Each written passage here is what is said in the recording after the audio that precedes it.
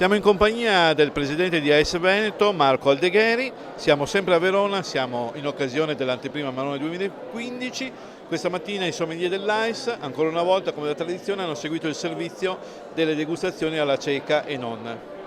È un appuntamento importante, in tutti gli appuntamenti importanti del Veneto, grazie a Dio siamo sempre molto coinvolti e quindi ci mettiamo volentieri a disposizione per riuscire a fare quel grosso lavoro di assistenza di cui c'è spesso bisogno in questi eventi. Tra l'altro, appunto, l'anteprima Marone quest'anno ha avuto la presenza del Ministro alle politiche agricole e al turismo, perché raggruppa entrambi i referati. Con lui si è parlato anche di turismo, tra l'altro il tema che proprio AS Veneto ha scelto per il congresso che ci sarà sempre qui a Verona in autunno. Devo dire che è stata una discreta musica per le nostre orecchie, nel senso che noi da tempo abbiamo inquadrato il nostro impegno come costruttori, come diciamo allestitori del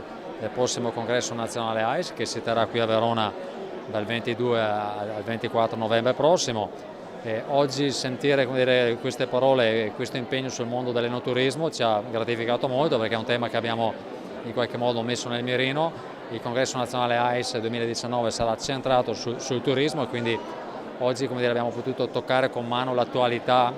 di un tema che sarà centrale anche per tutta la sommelieria italiana. È stato interessante anche sentire come il Presidente del Consorzio ha appunto focalizzato proprio nel bisogno di raccontare attraverso la bottiglia, attraverso il bicchiere, quello che è tutto un territorio e tutti i valori che ci sono, e quindi in qualche modo anticipare attraverso queste degustazioni il turista che può arrivare, il wine lover, l'enoturista che praticherà i nostri territori italiani e ovviamente del Veneto. Oggi abbiamo sentito, non che ce ne fosse bisogno, ma insomma dei numeri impressionanti su quello che vale il movimento di chi si sposta da un territorio all'altro prendendo in mano un bicchiere, e per conoscere tutto quello che c'è dietro un bicchiere o dietro una bottiglia, offrendo quelle grandi straordinarie opportunità che offre il territorio italiano.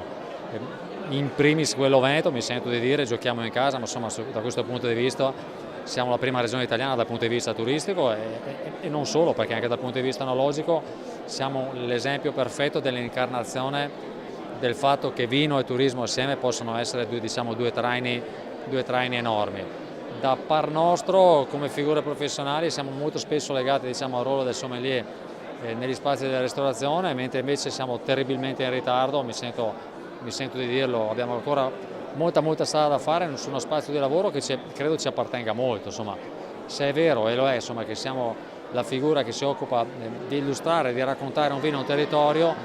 credo che anche in questo mondo ci sia ancora un grande spazio di lavoro anche per la sommelieria.